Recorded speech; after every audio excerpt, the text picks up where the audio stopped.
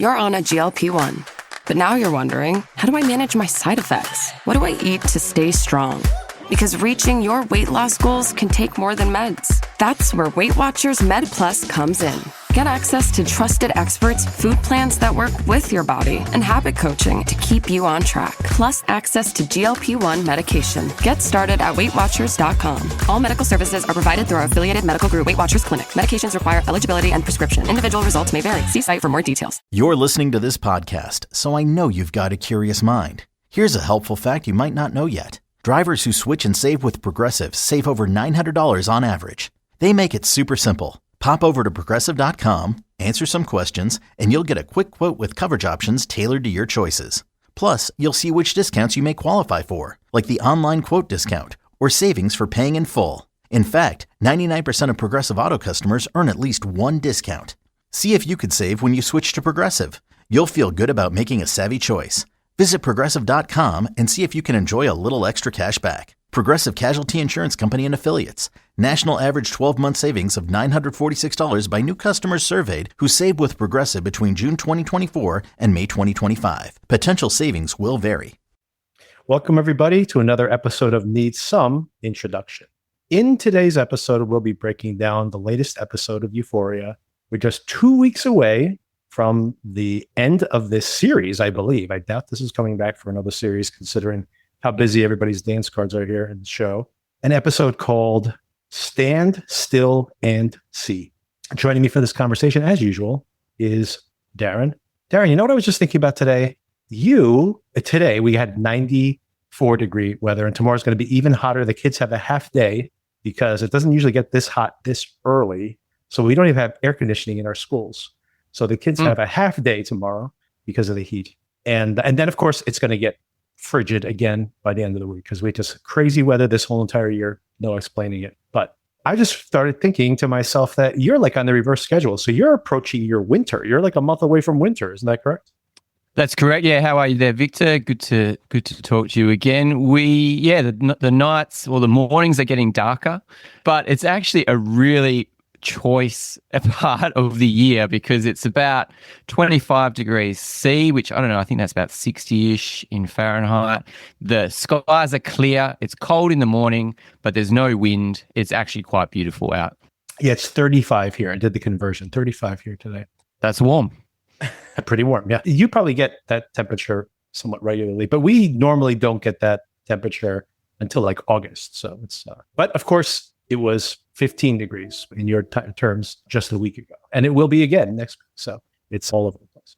Yeah, winter is coming. Winter is coming, but it's, we've still got another month or two of autumn here, which is, beautiful weather, like I say. And it's great to get out, do some hikes, go surfing, get into the beach. It's cold enough to make you feel it, but the sun is shining. So yeah, beautiful.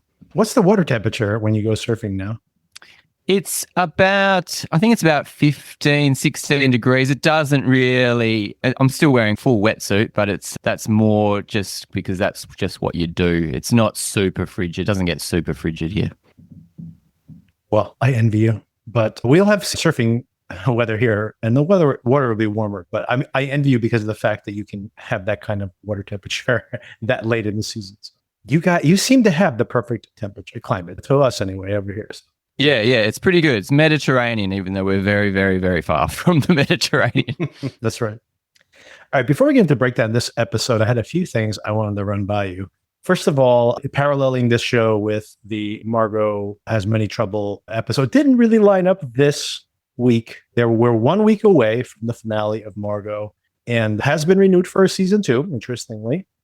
Curious to see how season 1 wraps up if it hadn't been renewed, because it seems like it's not going to resolve its story fully. But I really liked this most recent season. Great. I should say this most recent episode. Great needle drops, first of all. And also just the fantasy that we've been talking about, how this is really this fantasy of being a creator in this OnlyFans world and making her own money and having some autonomy and being able to put money aside and be creative and all the fantasy version of it. And this was like a splash of cold water this week, right? Like child services are investigating them. And regardless of whether she's a good mom or not, of course, now all of a sudden those outside eyes are going to be judging her. And I thought it was like a really interesting place to take the story this late in the season.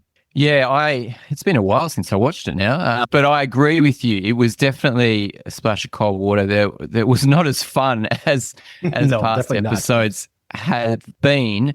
But even so, I still really enjoyed it, and I just like the fact that it's, even though a lot of it's a fantasy, this part of it felt very real. I mean, you have a recovering drug addict in your house, Right. not doing anything. Guess what's going to happen? I thought it was quite realistic and quite terrifying where they actually find him in the bathroom. Oh my God, she almost gets but- drowned by him, right? Because he falls on top of Oh her. my- That's crazy. Oh, that is just shocking. What a shocking scene. Yeah, it was really tough to watch. And then, yeah, tragedy on tragedy, and the father of the child wanting full custody because of her job. I mean, yeah, it's awful. But what I was thinking about this morning, that we didn't see the conversation that he has with his wife about impregnating one of his students, which would be very interesting to see her reaction. Maybe his mummy talked for his wife. Yes, I wouldn't be surprised at all. And that Or at was least- actually a really shocking moment too, when they go and it's like he's going into that room. And in my head, I'm thinking, oh, he's actually going to back down immediately because he doesn't really want to raise this child. And his mommy's not going to be there to, have his back and make the argument for him. And then when he turns on her and he's just like, what are you talking about? Like, why would I want my kid raised in that circumstance? It was such like a slap in her face. It was really tough to watch, but it was also a kind of a slap to, it's breaking the fantasy for us as the viewers of it as well, right? So it was a pretty tough episode all around. Yeah, absolutely. But I think it was needed as well. I mean, I think there's one, is there only one to go or two to go? One more. Yeah. One to go. Yeah. So it was definitely needed. Yeah. Great that it's been renewed for a second season, because I absolutely love this show and I want to see these actors carry on these characters further. There was one other scene that I was interested. Oh, the where the child protection people are in her house and they cannot leave her house. I mean, that's a really interesting job to have to do. What a tough job. But you can see that it was portrayed fairly realistically, I thought. So, yeah, which is great to see, just, realism of the fact that you can almost see yourself in this situation, see how hard it is for everyone involved, just, full on. And Nick Offerman just doing great work with his speech. He just loves to tell the truth, and I just love it. I love him for that.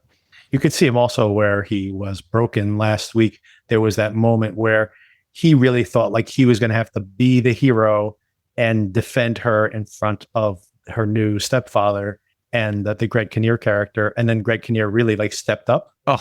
And he was like devastated by that because he realized that like his expectation that he would be the only one that would be there for her, in a way, like he didn't have that role anymore, which is part of this backslide he had to addiction, which is pretty amazing. Very fascinating psychology of that. I By the think way, more and more I see Greg Kinnear in this character, the more emotional I get. He's just, he's completely out of his world marrying this person, Margot's mum, but he shows so much support to everyone. I mean, he's just so evolved as a human that it's just very inspiring to watch. I loved seeing Michelle Pfeiffer's reaction to that too, where she's like, this is going to be it. I'm going to lose this marriage. I'm just starting out. Like she's just thinking about me. And then he like really steps up and you could see across her face, like all the different emotions she's having, where she's like kind of like more in love with him than ever before. And she misjudged the person he was. She's kind of seen him as this kind of cartoonish character.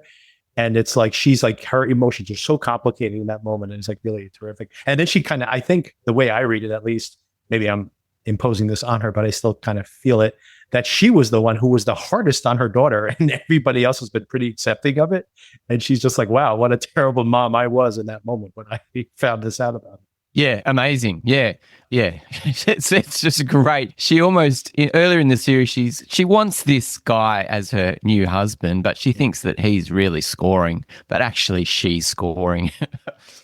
This is a this intersects a little bit with the story we're about to tell here in this particular episode of Euphoria as well, when we see Alamo's backstory.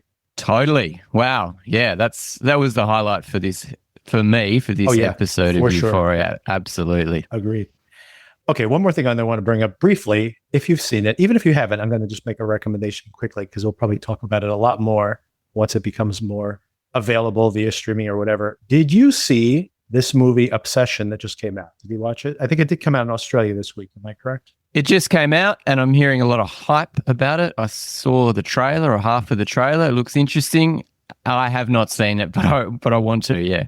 I saw this. This is from a YouTube creator that I saw his movie last year. Everybody can watch this, by the way. He's made a couple of short horror movies. They're a comedy duo. One of the guys is actually in this film, and he is also usually the star of these because it's easy to make. He made a horror film, comedic horror film, more horror than comedy, to be honest, which is kind of this movie too. It's called Milk and Cereal, like serial killer. And he plays a YouTuber, basically plays himself as this YouTuber, playing, even has the same name. And that he basically is running a prank show where he's pranking everybody and he's killing people on screen. But then it's a prank. And then you're like, am I getting pranked? Is this actually happening? And it got some very good reviews last year. He made it for $800 and that's pretty strong. It's about an hour and 15 minutes long. You can watch it on YouTube for free. Everybody can watch it. And if you are into horror and such, but I thought that was good for $800. Great. But 3 stars, 2.5. I don't remember what I gave it. 2.5, 3 stars, somewhere around there, being like, oh, good. That's pretty good. Good job. Right. So he gets to this movie from that. They gave him $700,000 to make this film. And this movie is incredible. I only gave it 3.5 stars, by the way. Ed, by the way, our patron, one of our patrons, by the way, the Patreon is out there. Just a quick pitch. Go out there and have conversations with each other. And I'm going to send a couple of videos out soon on that as well, because I want to talk to a few of you guys. But Ed, who's on the Patreon, I looked at his letterbox. He gave this 4.5 stars. I wouldn't go that far because I'm a little critical about the story gets a little repetitive. It's about 2 hours long. It should really be an hour and a half. But what I was going to say is that the story is a little repetitive because it doesn't really have a lot of momentum until the very end. So there's a lot of vignettes. It's very like YouTube in that way, these kind of creators that are just making scenes. But what I will say is that each one of these individual scenes, even though it should have been shorter, they're all really amazingly well executed. And I'm not going to spoil anything here for you, Darren, but this movie, first of all, after you see it, there are images in this movie that you will not forget. And second of all, I got scared watching this movie in ways visually that I've never been scared before. So this guy's really got the juice. This kid is incredible. He's in his 20s. And what I'd say is again, this is not a 10 out of 10 for me as a film, had some weak spots. As an introductory film made for $700,000 in 2.5 weeks, I think it was. It's fantastic. But more importantly is that there are individual moments in this film that are incredible, so perfectly executed. The performance, this girl who plays the obsessed girl in here, what an incredible performance. This girl's going to be a star. And getting amazing performances from these actors and just some of the technique here is incredible. There's just the scenes where she's lit from behind and she's begging for him to give her another chance or whatever. And the way he lights this, there's just a little bit of light in her eyes. It's everything is black and you just see her eyes moving in the darkness. It's incredible work.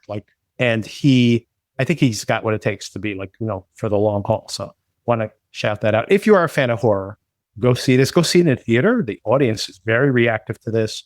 The comedy comes at the absolute grimmest, darkest parts of the movie, which is a very strange formula. But most importantly, by the way, is I heard after I saw the film, heard an interview with him, and he's now been handed the next Texas Chainsaw Massacre movie, which he's going to reboot the entire franchise. And as soon as I heard that, I'm that's perfect, because in this film, the Obsession film, that the comedy comes from the scariest moments in the film. And I'm that's how Texas Chainsaw Massacre works also. So I'm that is the right mentality to reboot that franchise, I think. It's a good wrap. Yeah. It's at the top of my list to go and see in the cinema actually at the moment. So it kind of reminds me of Companion, which came out last year, or Cat Person as well. I'm not sure whether you saw that. I never saw Cat Person, but maybe I'll check that out. Yeah, it's interesting for sure. But yeah, I really want to see it. I love seeing new filmmakers come from anywhere even YouTube. But it's, the very interesting things that you say. So it makes me very inquisitive to watch this film. I'm a bit iffy about rebooting the Texas Chainsaw Massacre again. I don't know about that, but geez, to bring a movie in on $800 did you say? And the $700,000. I mean, that's crazy, isn't it? This movie is so well made, and for $700,000, it's like really impressive. And by the way, you have to go see it before we can dig into it. That there are scenes in there that just hint at something so much darker going on in the film but I don't want to tease it too much. But anyway, really impressive. Like the maturity he has, the restraint has, crazy as this film becomes in moments, the restraint that is there. Oh, and by the way, if you've ever been in a relationship, like when I was in my early 20s, I was in a relationship where it was a very obsessive and negative relationship. If you've been in that type of relationship before, this film is so triggering. And you could read it, by the way, early on. You're like, is there something supernatural going on? Or is this someone who's like literally out of control because they've become obsessed? Like, is the obsession itself maybe a form of possession? And that is a really fascinating thing that is explored in the film. But anyway, you can go check it out. I mean, like I said, anybody who has any kind of appetite for horror, check this out. It's very entertaining.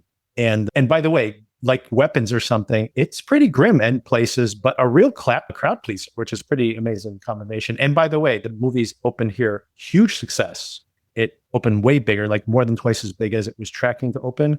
And word of mouth is fantastic. It's at A-, which is extremely rare in horror films. I think only 2 films have ever, and like Sinner's got an A, and then like Get Out has an A-, something like that. So horror films, horror fans are very picky about the type of horror they like. So usually horror films get horrible cinema scores, but this film has an A-, so it's probably going to be a massive hit. And I wouldn't be surprised, considering I think it was pretty muted release in Australia. I wouldn't be surprised, Darren, if like next week is one of those things where it's like bigger the second week around than the first. Well, they must have spent a bomb advertising it, because I feel like it was the movie to see on the weekend. I feel like there was nothing, apart from Devil Wears Prada and all those ones. This is the one that I was being promoted to go and see. So, yeah, Hokum, I think, lasted a week or two. Missed that, so maybe I'll try to catch Obsession. Yeah, I'm curious to see what you thought of Hokum. Hokum was made from the same filmmaker who made Oddity. And I know you did not like Oddity, but I did. And Hokum was, for me, my criticism is that the story is pretty, it's like the story is pretty unsurprising, but the filmmaking is exceptionally good. So it's like every possible thing that creeps you out, not just jump scares, there's a couple of jump scares, but just everything that's kind of like setting a tone, I should say. And just like Oddity, but in a very different way, like people telling stories about like this haunted part of the building, and then we go into their POV. So it's almost like it becomes like an anthology of other scary things. But in the end, it's just kind of like, it's good. The filmmaking is extraordinary. The film overall is just good, in my opinion. That's Hokum. But check out, both of them are recommended. I recommend both. But definitely the more impressive one for me was Obsession. Well, that's great. Yeah. Great news for the genre that we're getting some of these quality horror films that we can see, but you got to see them almost on the opening weekend or the second, because then they just disappear into midnight sessions. I have a feeling like Hokum here actually had a couple of strong weeks and then really crashed this week because, of course, the horror crowd all went to see the Obsession film. And now, I mean, we have so many horror films coming out. We have Obsession this week. We have Passenger coming next week. And then we have the Backrooms coming the week after that. Speaking of YouTube creators, by the way, this kid was 14 years old when he made that Backrooms short video, which I have not watched, by the way, on YouTube because I don't want it to spoil the story for me. But that YouTube video has like 20 million views. And then from that, he got financing to make this film, which has like famous Hollywood stars in it. Renata Rensby, for example, and Chiwetel Ejiofor as well. And he's 19 years old. It's pretty crazy. Wow, that's crazy. Yeah, I watched the trailer for that and I didn't get it. I didn't know what it's about. But then my kids walked past. Oh, Backrooms. Oh, my God. Yeah. So they obviously know it from Roblox or something. I don't know where they know this thing from, but they knew all about the colors and the rooms. And so, or from the YouTube video itself, because I know it's very popular. It's like, that's a generational thing for sure. And all these YouTube creators have these huge followings, and you're catching the traditional film goers off. Yeah, no idea about it. But yeah, so, and then we have the Scary Movie 5 or 6 or whatever it is, the comedic with all the original stars coming back. So we'll see. That's the run of horror films. So we'll see if you're a fan of horror, you're going to have a slew of them. And then, of course, the next Evil Dead film as well. A lot of horror coming. I love Scary Movie. I love it so much. I love Anna Faris in it. I think she's a genius. And I actually saw that as a trailer before Scream 7, which I thought was perfect. And then I will not digress the conversation other than to say Darren and I will be talking about the remainder. Once Euphoria wraps up, we will be talking about the remainder of the season of Widow's Bay, which is going to run about a month after our Euphoria wrap up. And last week of Widow's Bay, for me, was just absolutely jaw-dropping. Like, some fantastic episode. Literally jaw-dropping. It keeps getting better, doesn't it? Literally, yeah, from episode to episode, better. Oh my God, it's just must-watch TV. It's stunning. I love it. I love that my wife loves it as well, even though she's not a super big fan of horror. She just is enraptured by what's happening each week. And I love that we get to focus on this. The mayor's assistant, she's just so wonderful. And I would be her friend. I would love to have lunch with her and have a chat. But oh my God, so you think she's lying about the boogeyman? What's your guess on that? Oh God, I think maybe the boogeyman is her dad or something. I don't know. Maybe she's connected. Boogeyman. Yeah, I think she's lying about it. I was looking for evidence because my wife also has caught up on the show and she's very much enjoying it, although she's not always a fan of horror. And in rewatching it, she goes to sleep and she does not put the dresser against the door like she says she does. So if that's any indication, I'm not sure. Maybe she is lying about the story. Although either way, whether she has not been believed her whole entire life, it's tragic. And obviously that's terrible. But if you're also so lonely that you would be willing to invent this story as well, also very sad, of course. Oh my God, I just love the old lady who's just lets her wear the antlers on her head just to see where it goes. Will you please be supportive? Will you please be supportive? Okay, let's get to Euphoria finally. The new Wegovy pill is now available through Weight Watchers. Powerful GLP-1 results in a simple pill at the lowest price available. And with Weight Watchers, you can get doctor support and personalized nutrition programs. See if you qualify at weightwatchers.com. Ad not reviewed or approved by Novo Nordisk. You're listening to this podcast, so I know you've got a curious mind. Here's a helpful fact you might not know yet. Drivers who switch and save with Progressive save over $900 on average. They make it super simple. Pop over to Progressive.com, answer some questions, and you'll get a quick quote with coverage options tailored to your choices. Plus, you'll see which discounts you may qualify for, like the online quote discount or savings for paying in full. In fact, 99% of Progressive Auto customers earn at least one discount. See if you could save when you switch to Progressive. You'll feel good about making a savvy choice. Visit Progressive.com and see if you can enjoy a little extra cash back. Progressive Casualty Insurance Company and Affiliates. National average 12-month savings of $946 by new customers surveyed who saved with Progressive between June 2024 and May 2025. Potential savings will vary. Let's start off by just quick check-in. How did you like this episode? This was maybe my favorite episode of the season, although it has issues, the same ones as before. But what did you think?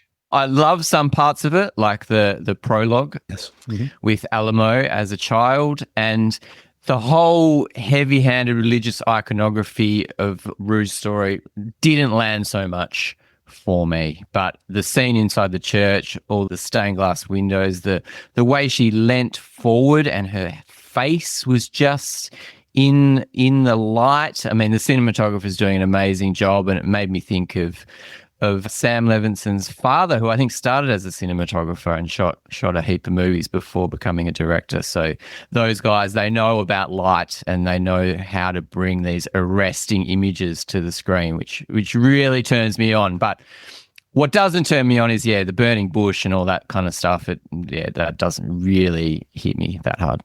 So the title, by the way, is Stand Still and See. And this is what Moses says to the Israelites when they're at the Red Sea and they're basically trapped. They can't escape. And then, of course, he says, stand still and see, so everybody settles down. And that's when the sea parts. So that's the reference. But most importantly here in this particular episode of the show, of course, is that before the 40 years and the leading the Israelites out of Egypt and all that stuff, that Moses sees a burning bush, right? So, of course, Rue has seen a burning bush.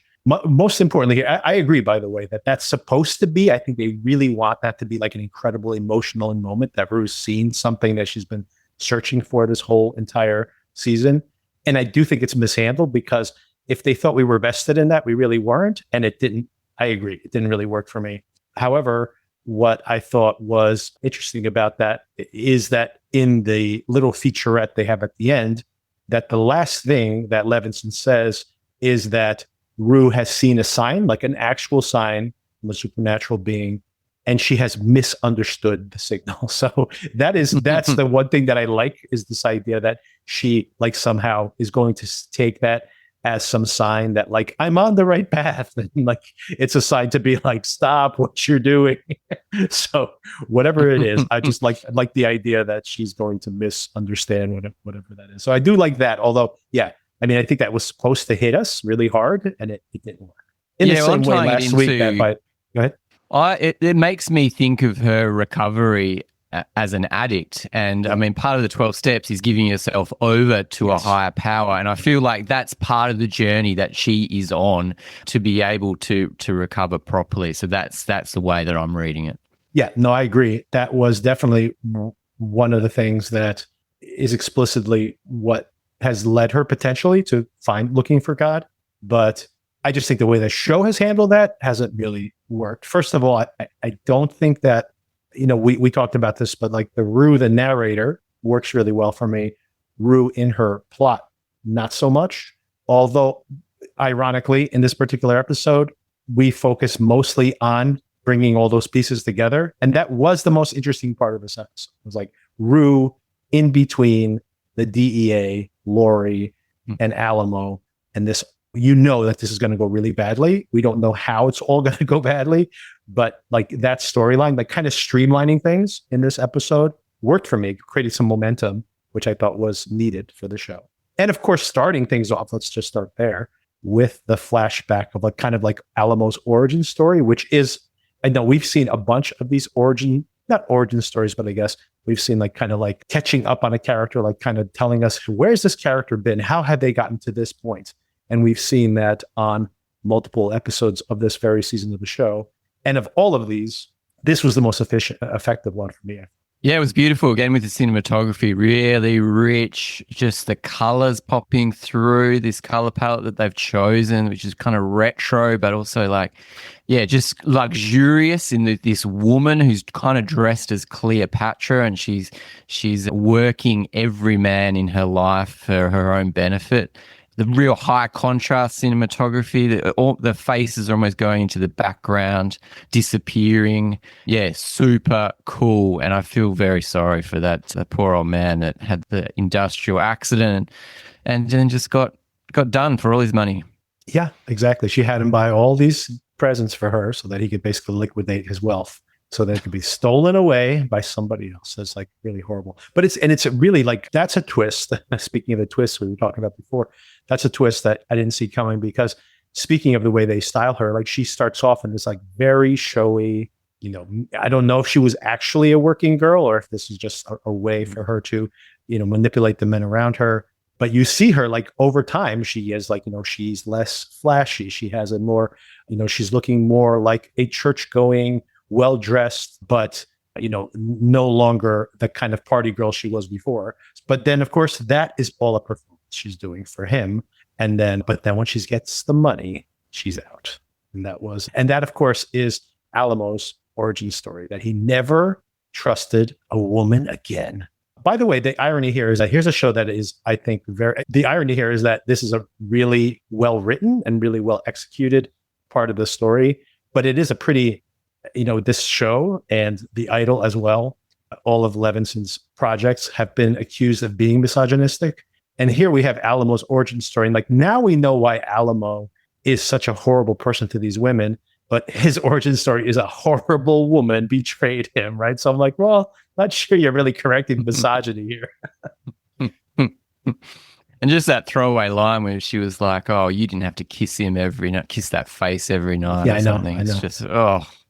And you feel terrible for that guy because that guy was obviously like a really stand-up guy. And Another lovely guy. Yeah, him and Greg Kinnear could be friends. Just the Right. way that he was in that empty apartment, just falling to his knees, just like, and realizing that his family, he just got, is now left. He's just broken, absolutely shattered. yeah, it's really, truly terrible. And Danielle Deadweiler, by the way, playing the mom. I'd seen her in the cast list. She just was on Rooster recently, if everybody's been watching that. And she's been in a bunch of things. But recently, I should say, in 2 Academy Award nominations. So, but yeah, so I was looking forward to seeing her here. Had no idea when she was going to pop up, only for her to turn up as Mama Alamo. Did you watch Rooster, by the way? I think I watched 2 or 3 episodes and it just dropped off. Yeah. Okay. I was a fan. Can't actually pick her. I'll have to look her up. I can't actually pick her as an actress. So yeah. She's the girl that, I mean, she's like they end up living next door to each other in the Rooster show, I should say. A couple of things I want to touch back on when you were talking about Rue in the church, talking to her mom on the phone. I was so impressed with Zendaya's performance here. This was like a really a knockout scene, and just her like just basically wanting to hear her mom's voice and go back home. It's like really like a knockout performance, I think, here. And I haven't been a huge fan of her storyline. I mean, not the performer, but the storyline in general. But that really did create some emotional stakes here in the show. It was great when she answered the phone and she thought it was the DEA straight up. And then when she's talking and she's hogging the conversation, you don't hear the other person on the line. It's almost like she's confessing everything to herself or to God. You don't actually know if she is talking Right. to someone else until they actually show her mum there on the other side, who also had similar hair to the Danielle Deadweiler character at the start with Alamo. So I'm not sure if that was Interesting if they styled them the same way. I didn't think of that. Although the mom is those are 2 very different characters, mom characters for sure. That's right. Oh, and of course, like, we buried the lead there a bit, but, as we predicted last week, he did not take a polo mallet to her head. It was all just a show of force and a little comedy there where she's talking to Faye via the, speakerphone, while she's still buried up to her head. Something that doesn't work as well in the Rue storyline is this romance with Jules. How did you feel about this? I totally agree. It doesn't work at all. I thought it was an interesting scene in the penthouse apartment, and with the. I like seeing her paint. It actually made me think: is the actress actually a painter? Did a really great job. Yeah, that was fantastic, and themes in her paintings are all variations on the one theme, which is all very interesting. But she's just not given much to do. Yes, you can see that she wants to act. She wants to give something, but it's all about Rue. And I thought Rue was very, very not fake, but just she's got this fantasy of a life with Jules, which is never going to happen. And I thought it was comedic when she got tangled up in the painting, almost as a part of the painting. Yeah, get out of my painting before he comes. And then just told to leave. Yeah, and this is not working at all for me. And I think what they're trying to do is show, like Rue last week. She was told, you have to tell me what you want. So now she's like trying to be that, like, this is what I want. I want to be with you. I want us to live this suburban life together, which either Jules, like you were saying, doesn't see this as sincere, or maybe that's not what she wants at all. So she feels like Rue has misunderstood what she actually wants. But to your broader point, I don't understand where this is all going. So I don't know. This is, I'm going to bring up, we're talking about the negative things here, but there's a lot of positives to say as well. But I'm going to just bring in one more thing that is a complete waste, even more so than the Jules storyline, is Nate. Again, completely, what are they doing with this guy? It's like they literally don't have anything else to do with him. He is in the same set as before, like, basically either in his house or in the outskirts of his house. It's like they shot all his scenes in like 1 week. But they really wanted to have him in the the series and didn't know what to do with him. So I don't. This was a complete waste of even having him or continuing to have him in the storyline at all. Yeah, I totally agree. I mean, but getting rid of those flowers would have been quite cathartic, and maybe if you do get rid of them, maybe the project can get kick started again. But I don't hold out too much hope for him. But he's a big dude. You think he could hold his own against one of the heavies, especially last week when they're in the bathroom. Nate's massive. He could just ram that guy. And I reckon, he was an athlete. He was an athlete too. Exactly. Football player, just smashed through him. I mean, the other guy's used to being in fights every day, it seems. But not on board either. They could make him fight, like to your point. I mean, first of all, I think he knows that he has to surrender at some point because there's, if he really hurt this guy, let's say, even if we're going to take it at face value, then it's only going to be worse for him because like 2 or 3 guys will come next time and whatever they take is going to be worse. It won't be just his finger next time. So that is part of, I think, the reason he's castrated, literally here, or metaphorically, I should say, in this episode, and it might get literal by the time this show's over. So I think that's part of why he's like that. But to your point, like he is this big physical force, so you figure he would still at least just fight more convincingly, right? Yeah, I would have thought so. Maybe he's drunk all the time. He's too drunk. I was about to say the same thing. He's too drunk. Yeah. That could be the problem. Now, on the more positive side of this story is where things are like coalescing. But well, you know what? Let's talk about Cassie first before we get to like the big meat of the episode. So before we move on too far, Cassie does get the finger in the mail.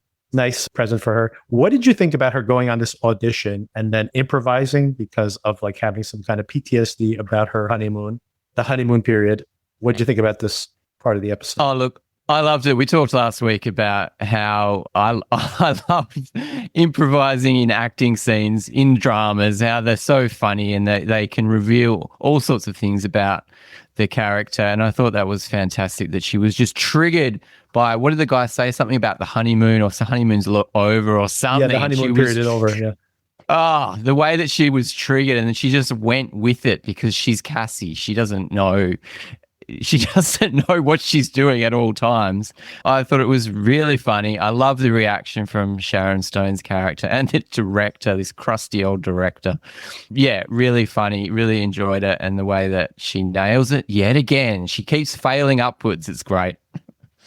She is failing upwards, except there's one little gotcha here where she's deleted the OnlyFans account, which is a problem because that's where her money's coming from. And I don't know if she's going to get like a guest starring, script, or I should say a salary for a 2 or 3 episode arc on the soap opera. I don't think she understands what those salaries actually are compared to what she's probably making on her own. Very true. Yeah, I did like how she's almost pressing that button, that delete button. It's such a thing. Then she presses it and it's just like, oh, it's gone. Oh, that's it. Doesn't get any feedback or anything. It's just so funny. But one of the big disappointments of this episode is the lack of Maddy. We don't see any Maddy. Yep. And this decision of deleting the OnlyFans is basically deleting Maddy out of her life almost.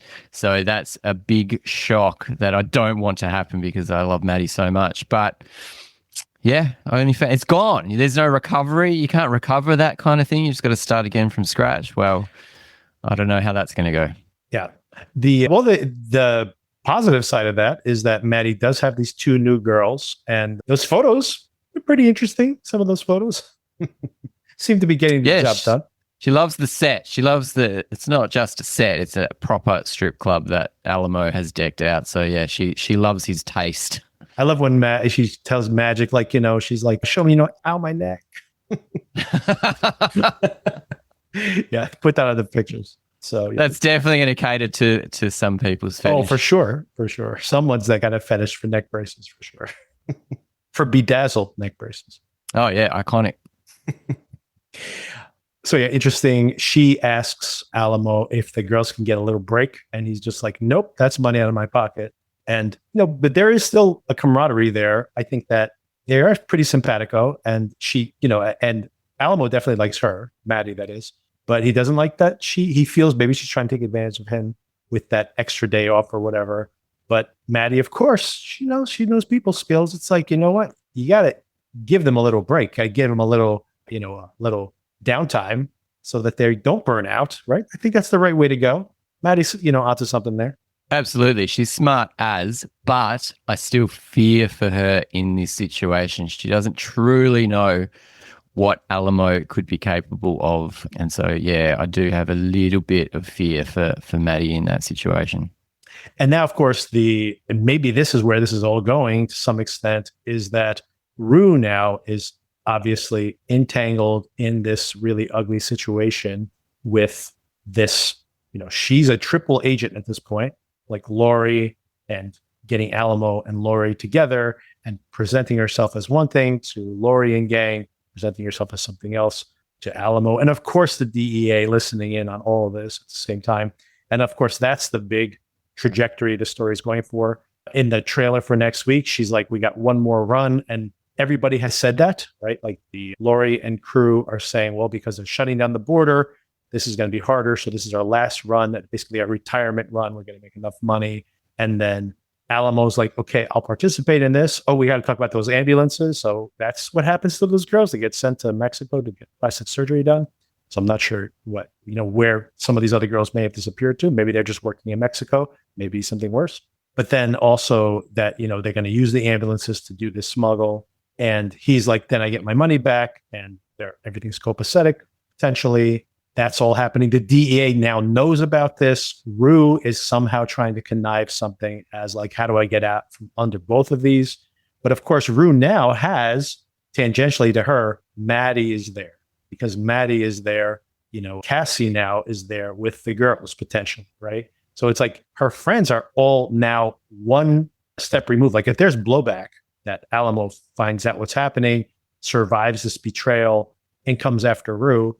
Now everybody is still attached to her, right? Like Jules could be in danger, Maddy can be in danger, Cassie can be in danger, right? Like she's inadvertently, stupidly stepping into this trap and has brought her friends in on it inadvertently, right? That's a great point. That's how everybody comes together at the end, isn't it? I still think something's going on. I'm not fully, I don't think everything's been shown to us the way that Alamo is talking with Laurie and their meeting. I didn't completely buy. Why would Laurie go to that meeting just with her two offsiders? Very, very dangerous. And I think there's stuff that we're not being told, especially about the DEA and their plans with Rue. Yeah, I feel like there's something to be revealed there. Okay, a couple of questions for you. We got 2 more episodes to go. We assume that the next big step in this DEA plot, whether it succeeds or fails, will happen next week. I kind of predicted that earlier in the season. I was wrong about it, so maybe that I'll be wrong again. But I feel like that we have to get there. But they just announced that the season finale of this show will be the longest episode of any HBO show ever. And when you think about that, like some of these Game of Thrones episodes, are we talking about like a 2-hour episode? Like, what are we talking here, right? And so potentially this will be, and by the way, this is kind of what Levinson has done in the past, right? That we could have basically a movie that is the last episode of the show. And then this has all been like leading up to it, because the first episode, I should say the first season of the show ended in like this bottle episode where she's ODing and she's like traveling through the POVs of all the other characters in the show and everything, which is an incredible episode of TV, by the way. But maybe this is all a setup for that. And honestly, like, I'm not even trying to predict what that would be, because who knows? It could be anything at that point. She could go to heaven or something. We don't know what's going to happen to that episode of the show.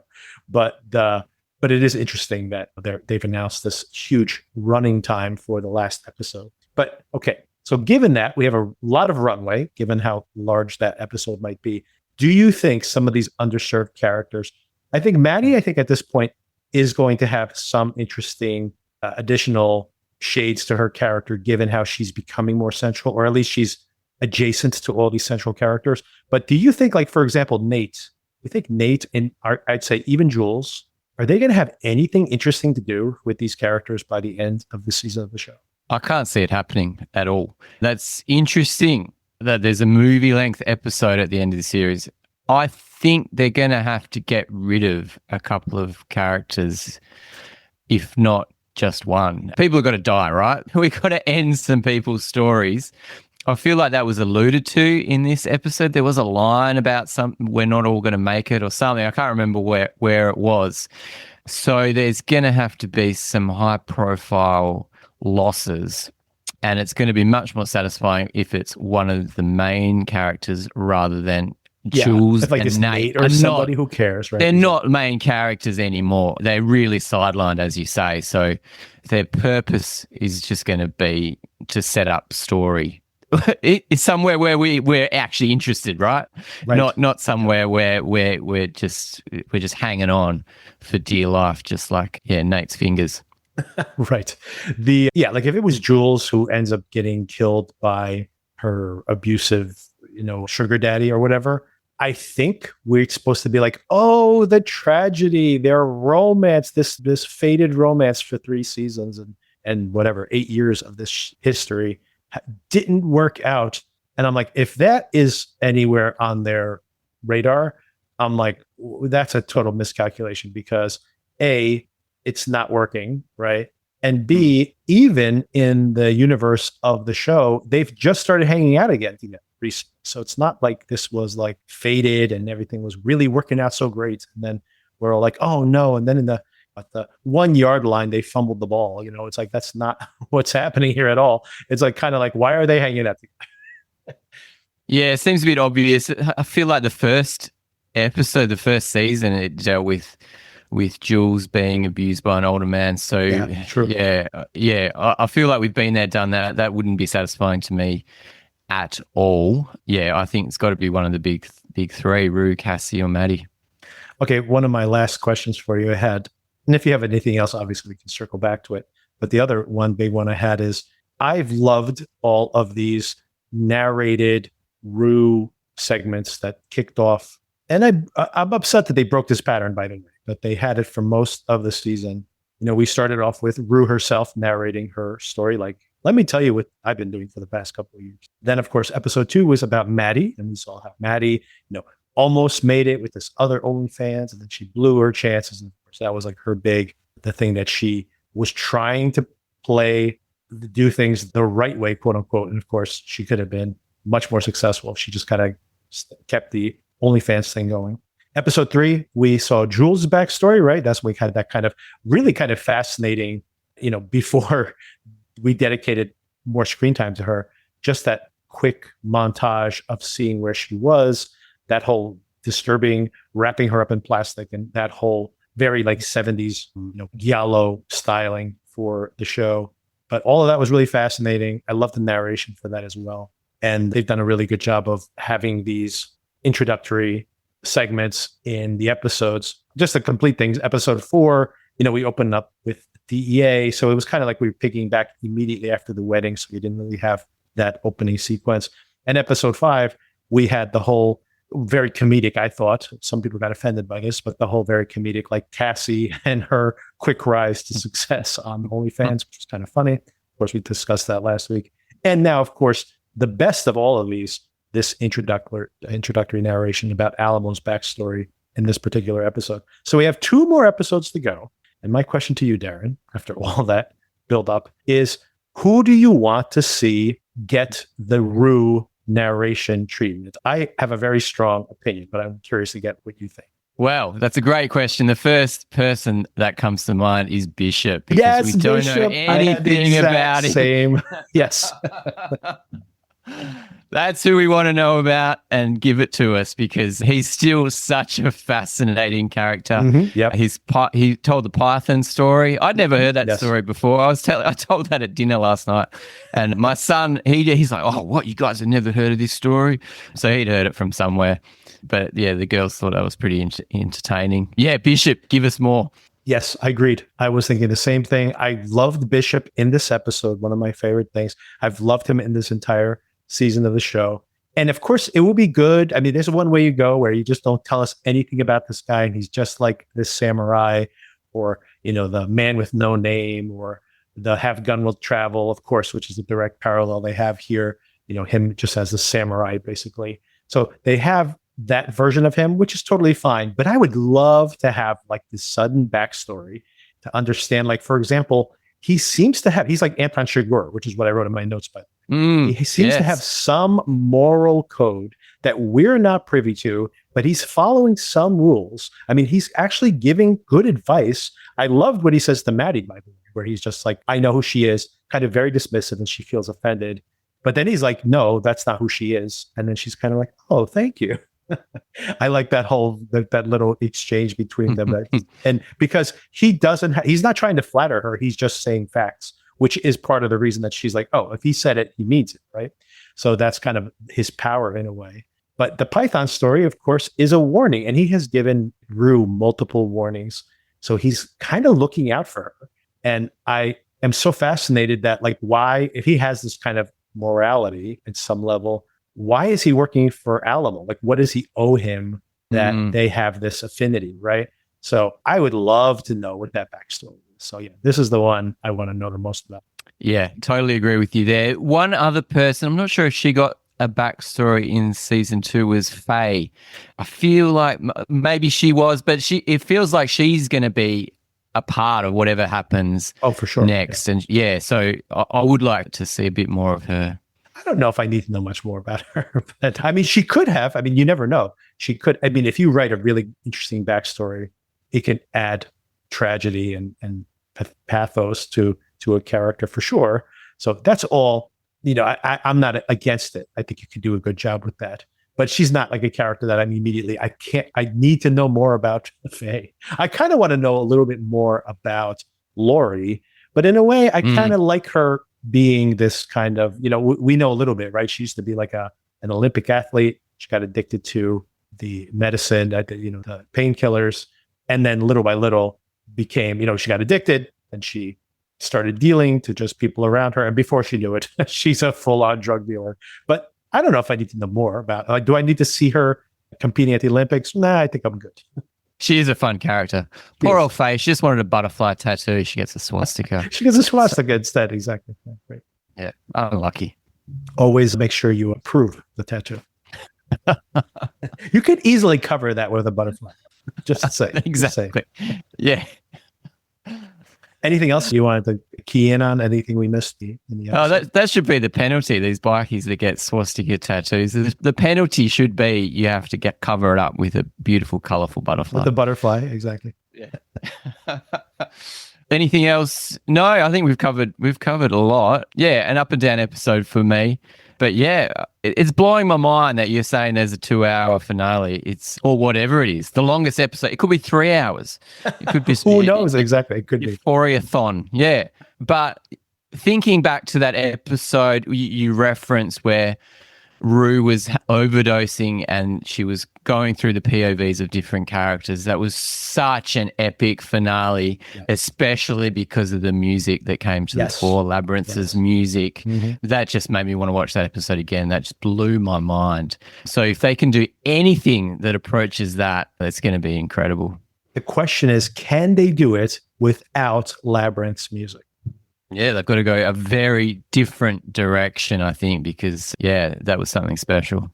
Yeah, and the music, again, we'll bring this up again, that the music this week just doesn't work. It's fine soundtrack music, but it doesn't have the haunting quality that the Labrinth music did. Because I remember watching season 2 of Euphoria.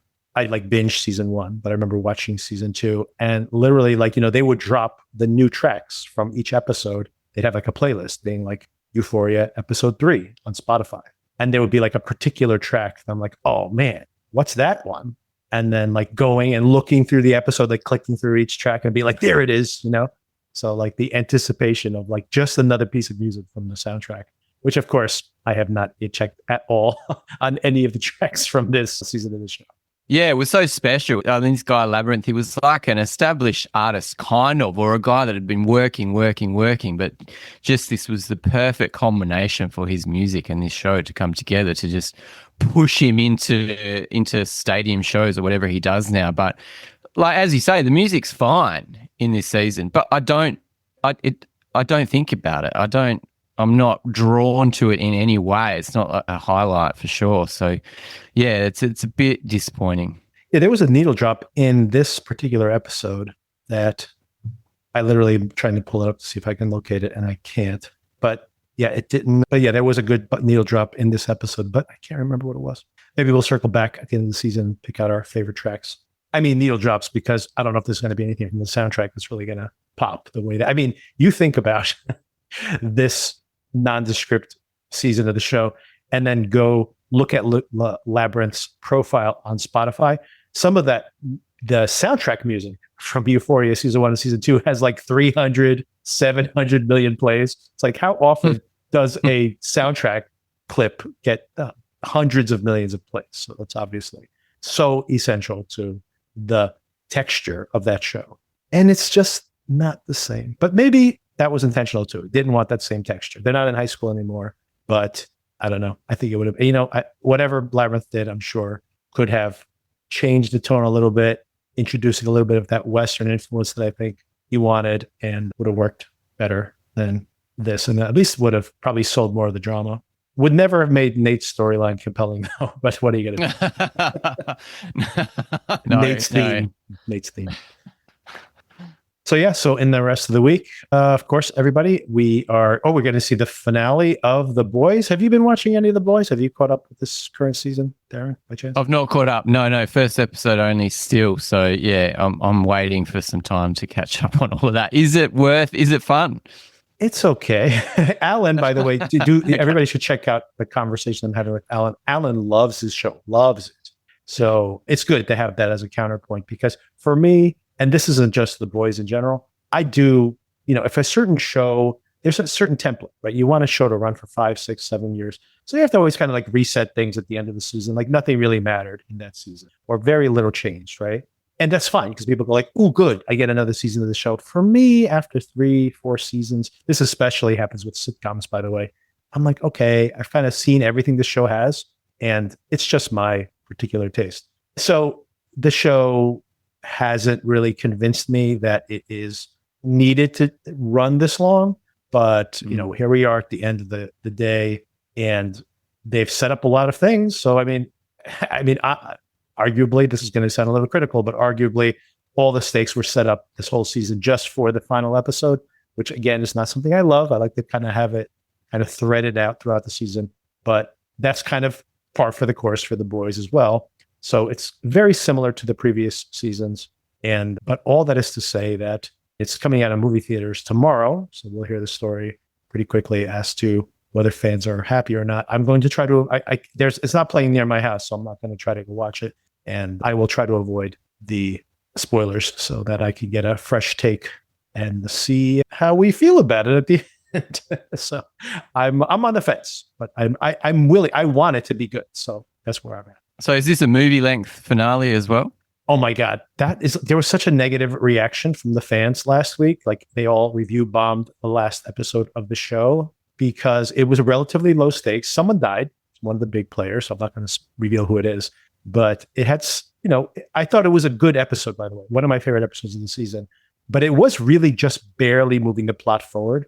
And people were really angry because everybody thought, oh, this is coming out in theaters. It's going to be like a 2-hour finale.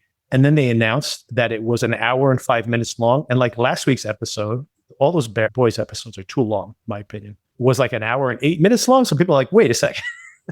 You barely had any plot last week, and now you've made a shorter season finale. Like, it's not a season finale, it's a series finale. So people were very angry. But they took it out on last week's episode, which, like I said, I actually thought was a good episode. But they were angry because they felt like if this was going to be 1 hour episodes, 2 1 hour episodes, like the finale should have kind of spanned both episodes or something. I remain hopeful that it'll land the plane. Great. We'll hear about it if it doesn't. It seems like a very passionate fan base. Oh, for sure. For sure. Oh, did you by chance, are you caught up on The Bear? Did you watch last season of The Bear? I'm still a season behind, I think, on The Bear. Okay. So no, sorry. Yeah. I was just going to say that there was a surprise Bear episode that got dropped a couple of weeks ago. And I did an episode. Yeah, I've heard great things about it. Written by the actors as well, which is kind of cool. Very good. Yeah, I'm a big fan of that episode. But yeah, so catch up on it. It's a flashback episode, so it doesn't spoil anything to watch it. But you should probably watch it the way they intend it to, be like kind of a bridge between the current season and the one that's premiering in less than a month there. We're a month away from the last season of The Bear. All right, got some catching up to do. So yeah, as always, some more homework to do before next month. You have a whole month, though, a month to watch. Like, one of the episodes only like 23 minutes long, so you'll have plenty of time. You'll be right. And Widow's Bay, of course, we'll be dedicating time to that once Euphoria wraps up. Darren, I think you and I, that'll be our show until our next show, which I won't even bother introducing yet. Too much to cover. That's cool. Right? No, that's cool. Yeah, I'm down with that. Did you notice there was a big Stephen King reference in the last episode? There was one of his books, I think, in one of the... yes, in the book deposit. The book trust. Yeah. Just very obviously put there. Right under the self-help book. Written. You're on a GLP-1, but now you're wondering, how do I manage my side effects? What do I eat to stay strong? Because reaching your weight loss goals can take more than meds. That's where Weight Watchers Med Plus comes in. Get access to trusted experts, food plans that work with your body, and habit coaching to keep you on track. Plus access to GLP-1 medication. Get started at WeightWatchers.com. All medical services are provided through our affiliated medical group, Weight Watchers Clinic. Medications require eligibility and prescription. Individual results may vary. See site for more details. Lucy 4. Lucy. Oh, yes. I love that. I do like how you analyze all the names. It's something that most people don't think of. So yeah, that's good to get clues from that. I was going to ask, I didn't catch up on Half Man. Did you catch up on the latest episode? Oh, have you seen it? I have not seen it, no. So he kind of just passed me by this week. I was like, do I really want to go through it again? So yeah, I haven't seen it. It's tough because I actually wanted to talk for a minute. But now that you haven't watched it, the reason I say it's tough is I don't know whether to recommend it or not, because it is, again, like a self-flagellation to watch this show at this point. It's like kind of like abusing yourself. But I will say that now it is just the adult actors. They are excellent together. Jamie Bell is very good. He's at a real low point in his life, and he gives a terrific performance, although it is brutal to watch. But I don't even know if I want to tell. I can't tell you this. The way the episode ends. Oh, no, I'm not going to tell you. I'm not going to tell you. The way the episode ends is. Oh no, I'm not going to tell you what happens. I'm just going to give you like directionally that this is kind of a make or break for your decision. The way that episode ends in a way where they could have easily ended the series itself. So then you're like, what? Like, what are the last 2 episodes of the show going to be? So that's awesome. So take that as you will. Okay, I'm still going to watch it, but it felt like the show needed to do something different. So it sounds like it's doing something different this episode, especially with having just the adult actors or the adult characters. They're all adults anyway. The older characters playing. So yeah, okay, I'll catch up with it eventually. These episodes are, speaking of long episodes, these episodes are like an hour long. I literally have to watch them like 20 minutes at a time or something. I cannot watch this all the way through. It is so long. It's like such a like depressing, endurance test to try to watch the thing all the way through. And it's so these episodes should just be shorter is what I'm trying to say. But it's pretty amazing, like the abuse that the Jamie Bell actor, now the character played exclusively by Jamie Bell in this episode, that he, like, the abuse he hurls upon himself. But the performance is great. So of course you are, sympathetic to this character that is doing these horrible self-abusing things. So, but then you have to watch it for an hour and you're like, God, like this is such a torturous show to watch, I gotta say. But I guess there's an audience for it. But I mean, it's to a purpose, I hope. I hope. But anyway, long story short is now, like everything else, I was honestly, after this episode, I'm like, maybe I've seen everything I need to see of this show. But then, of course, it ends on a note where I'm like, wait a sec. Like, how does the show even continue from this point on? So now I got to see how it ends. It's only 2 more episodes. So what am I going to do? He's got you again. Richard got you there again. He got me again. I do. I have been seeing Richard Gadd's character's haircut around the traps. So I don't know whether that's... Yeah, I've actually seen a couple of people rock it. So I don't know if he's inspiring young men to cut their hair like that, or they're getting it from somewhere else. But he's got the finger on the pulse there. I got to tell you, when he did Baby Reindeer and basically had a version of that haircut, not as close cropped on the side, like he still had a little bit of hair on the side. But I'm like, I honestly was like, what a horrible haircut. And I'm like, I started thinking, like, does he have a condition? Like, does his hair not grow or something? And then when he makes this show and he like doubled down on it, it's even more extreme. I'm like, what is this guy doing? Like, this is the worst haircut I've ever seen. Like, why are you like, you got to change that hairstyle, my friend. You have to. Look out, it's coming. One bit of it. You'll be seeing it out there. Oh, I hope not. I don't know. The show's not that popular. So I think that's my impression. The show's not that popular. But maybe I'm wrong. Maybe it's a blockbuster and I'm just not aware. All right, Darren, thank you again for the conversation. And we will be talking about all these things in the near future. And yeah, we'll catch up next week. Oh, and if you get a chance, check out Obsession. I think you're really going to like it. So check that out. Great. Awesome. Thanks for the chat, Victor. All right. Thanks. This is the new Weight Watchers, built for real life and real results, no matter what mode you're in. Maddy went all in for her big day and lost 33 pounds. Emily lost 85 pounds and hit her goal while still living her life.